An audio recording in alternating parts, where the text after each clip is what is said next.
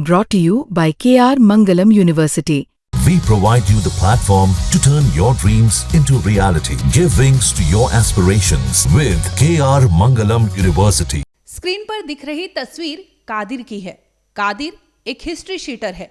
इस वीडियो में बात करेंगे कि आखिर कादिर ने कैसे अपना सुगुफा फैलाया और कैसे उसने हो हल्ला मचाया, जिसके बाद वहां पर छिपे 10 से 12 लोग बाहर आते हैं और ताबड़तोड़ पुलिस पर फायरिंग करने लगते हैं, पत्थरबाजी करते हैं। इस दरमियान आपको बता दें कि हौसले इतने बुलंद होते हैं अपराधियों के कि वो फटाफट वहां पर ताबड़तोड़ गोलियां मारते हैं और इस दरमियान जो है कांस्टेबल सौरभ के सिर में जाकर एक गोली लग जाती है और इसके बाद उन्हें अस्पताल ले जाया जाता है, जहां पर उनकी मौत हो जाती है।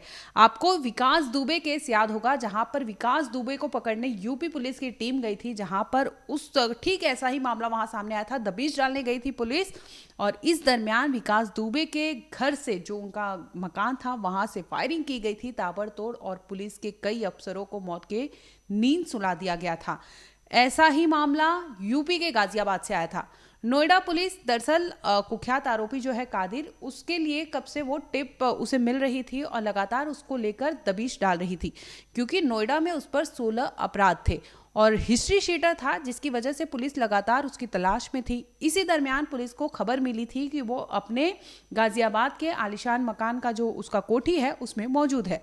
अब पुलिस ये अपनी टीम को तैयार करती है। रात के 12 बजे वो गाजियाबाद के नाहल गांव मसूरी थाना के अंतर्गत आने वाले इस एरिया में पहुंचती है।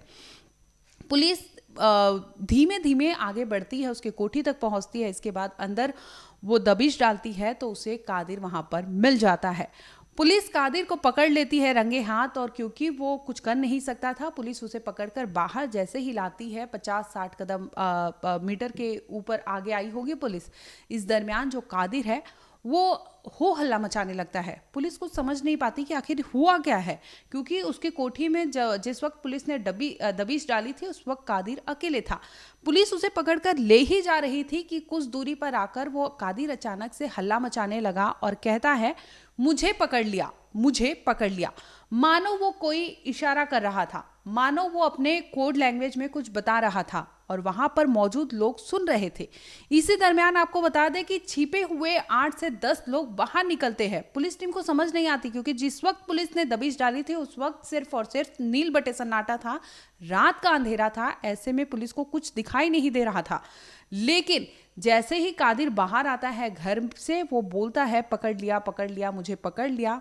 ये आवाज़ सुनते ही मानो कि वहाँ पर चूहे के बिल में जैसे छुपे होते हैं चूहे, उस तरह से 8 से 10 लोग बाहर आते हैं और पुलिस टीम पर हमला बोल देते हैं। पत्थर हो, ये हो, तमाम असलहे बारूद उनके पास होते हैं। इसी दरमियान वो पत्थरबाजी करते हैं पुलिस की टीम पर और पुलिस की टीम खुद की बचाव करने में उनसे रिटेलिएट करने की कोशिश करती है। इसी दरमियान वहाँ पर कांस्टेबल जो सौरभ होते हैं उन्हें गोलियों से भून दिया जाता है।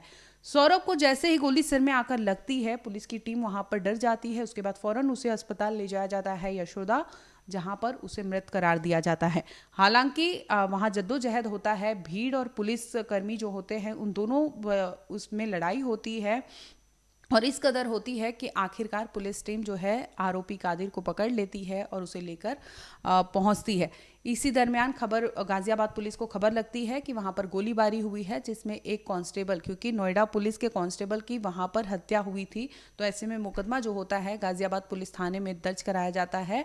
और सिपाही जो है, आपको बता दें कि सौरभ जो है वो रहने वाले यूपी के शामली के हैं और कांस्टेबल के पद पर तैनात थे नोएडा पुलिस में। और इसी दरमियान वो दबिश डालने के लिए उस टीम में मौजूद थे और यही होता है कि जब दबिश डालकर वो उस शख्स को यानी आरोपी को पकड़कर ला रहे थे, इसी दरमियान 2 पुलिसकर्मी और जो आरोपी हैं, बदमाश हैं, उनके बीच में पत्थरबाजी होती है, गोलियां चलती है, जिसमें एक गोली सौरभ को लग जाती है और ये उसके लिए काल साबित होता है। अस्पताल में जैसे ही सौरभ को ले जाया जाता है, ब्रॉड डेड डिक्लेयर कर दिया जाता है।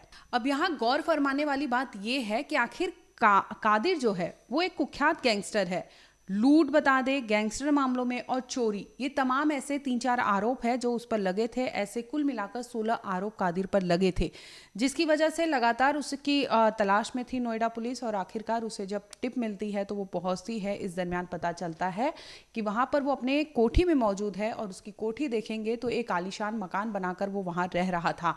ठीक आपको विकास दुबे का केस याद आया होगा। जैसे विकास दुबे को पकड़ने यूपी पुलिस की टीम गई थी, जिसमें कई आला ऑफिसर भी मौजूद थे। इस दरमियान पुलिस ऑफिसर्स पर ही वो गोलियां दागने लगते हैं और इसमें कई बड़े पुलिसकर्मी की हत्या हो गई थी। तो ये यूपी पुलिस के लिए बहुत बड़ी बात है, क्योंकि ऐसे में अगर बदमाश और बेखौफ होकर समाज में घूम रहे हैं और जो हमारे मतलब सुरक्षा के लिए है, जो हमारी नागरिकों की सुविधा के लिए है, उनकी सेफ्टी के लिए है, ऐसे में अगर बदमाश इतने बेखौफ है कि वो पुलिस टीम से भी डरते नहीं हैं और बाकायदा जो पकड़ने आई है उन पर ही हमला कर देते हैं और एक पुलिस कांस्टेबल की मौत हो जाती है।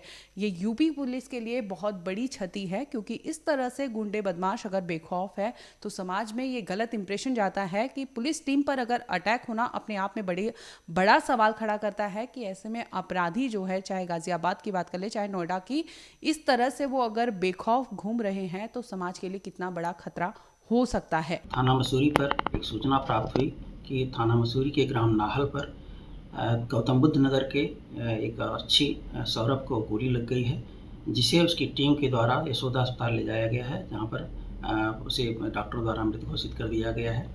ज्ञात हुआ है कि एक वांछित कादिर नामक नाहल का जो रहने वाला था, उसकी गिरफ्तारी के लिए वहां की टीम आई हुई थी। उसी दौरान ये घटना हुई है। तो बता दें कि नोएडा की पुलिस ने मंटा उर्फ कादिर को गिरफ्तार कर लिया है, लेकिन उसे गाजियाबाद के पुलिस थाने में रखा गया है, क्योंकि उसने वहां पर एक पुलिस कांस्टेबल सौरभ की हत्या हुई है और उसी की टीम के द्वारा हुई है। कादिर को पकड़ा गया था, जिसमें उसने हल्ला मचाया। उसके साथी वहां पर आते हैं और वो वहां पर वेपन निकालते हैं, जिसकी वजह से वो कांस्टेबल को मौत के घाट उतार देते हैं।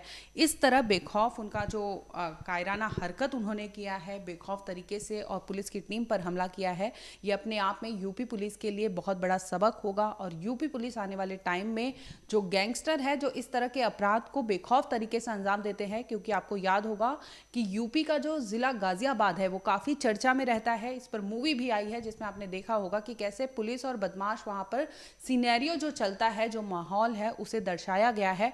तो ठीक वैसा ही लगभग अभी भी मामला है, कुछ बदलाव नहीं आया है। जिस तरह से अगर हम ये केस को देखते हैं कि 25 मई रात के अंधेरे में पुलिस वहां दबिश डालती है, अपराधी को पकड़ के लेकर भी आती है, लेकिन अपराधी इतना शातिर होता है कि वो अपनी आवाज़ निकालता है, कुछ वर्ड्स यूज़ करता है, जिसे डिकोड करते हैं उसके गैंग वाले और उसके गुर्गे फटाफट बाहर आते हैं और इस तरह से वो पुलिस की टीम पर ही हमला बोल देते हैं। तो ऐसे में बता दें कि जो आरोपी है कादिर को, हालांकि पुलिस की गिरफ्त में है। फिलहाल आगे इस केस को लेकर जांच चल रही है, आगे अपडेट होगा, हम आप तक ज़रूर लाएंगे। देखते रहिए क्राइम तक।